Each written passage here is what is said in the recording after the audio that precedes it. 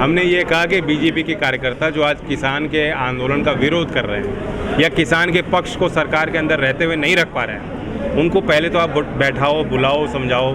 अगर नहीं मानते हैं तो फिर उनका कहीं ना कहीं जिस तरह से बहिष्कार हो रहा है वो उसको यही विरोध अपने दर्ज करिए। देखिए, नौजवान एक तो नाराज़ हैं भाजपा से और ये भी नहीं पसंद कर रहे क्योंकि सब देहात से जो लोग जुड़े हुए हैं, गांव से निकल के भले ही वो शहरों में रह रहे हों, उनकी एक लगाव और एक रिश्ता गांव से है, तो इस बात को महसूस कर रहे हैं किस तरह से एक दमनकारी नीति को सरकार अपना रही है। उसका भी विरोध नौजवानों में पनप रहा है। साथ साथ उनके जीविका के मुद्दे, उनके भविष्य के सवाल नौजवानों को सता रहे हैं।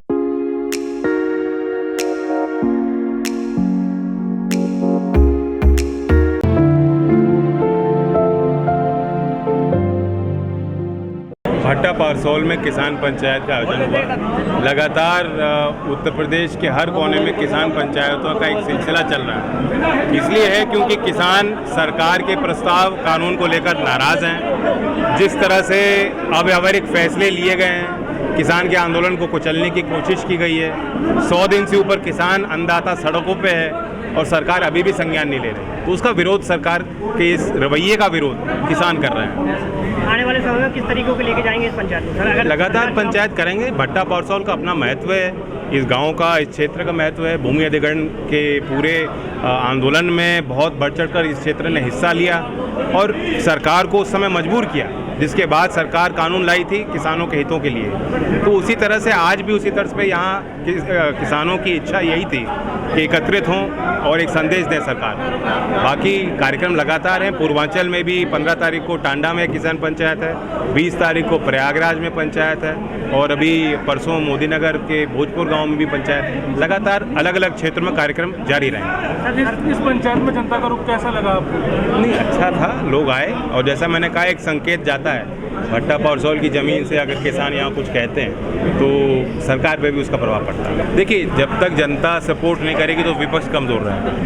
जब तक मीडिया सपोर्ट नहीं करेगी तो हमेशा कमज़ोरी झलकेगी। कोई एक जाति के सवाल पे मैं टिप्पणी नहीं कर सकता, ये सभी लोगों की बात है। लोग तरक्की चाहते हैं, जो वादे सरकारों ने किए वे पूरे नहीं कर पाए। योगी जी ने रोजगार देने की बात नौजवानों के लिए कही थी।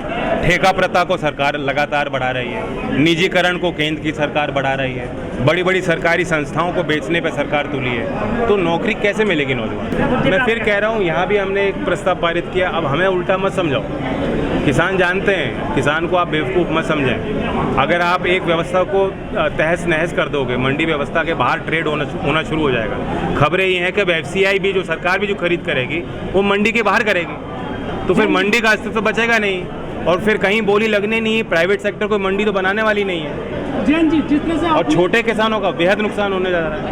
जिस तरह से आपने टिकैत साहब को सहयोग किया था 28 तारीख को आंदोलन में, जब पुलिस उनको करने के लिए आई थी, क्या भारतीय किसान यूनियन आपके सपोर्ट में खड़ी है? देखिए, वो उनका अपना संगठन है, उनका अपना रुख है, मैं नहीं कह सकता। ये हमारी जिम्मेदारी बनती थी किसान आंदोलन कमज़ोर ना हो, उस दृष्टि से चौधरी साहब ने वो फैसला लिया। सर, आप पंचायत करे जा रहे हैं, कुछ असर पड़ता है इसको चुनाव के अगले चुनाव में? बिल्कुल पड़ेगा। ये बात बैठ रही है लोगों के मन में और ये बात सरकार कितने प्रयास कर ले हटेगी नहीं।